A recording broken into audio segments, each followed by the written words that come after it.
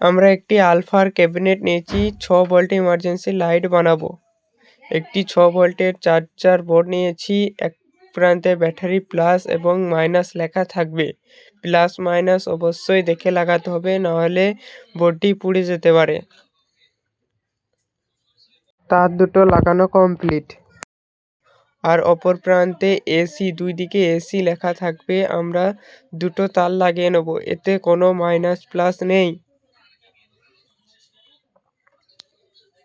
ভালো করে ঝাল দিয়ে নেব রং দিয়ে, যাতে খুলে না যায়।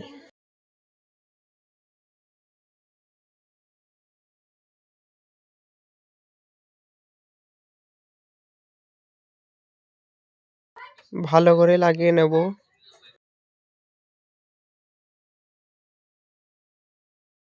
এবং যে চার্জারের সকেটটি নিয়েছি চার্জ দেওয়ার জন্য, সেই সকেটে বোর্ডে যে এসি তার দুটো লাগিয়েছি, সেটি আমরা রং দিয়ে ঝাল করে নেব।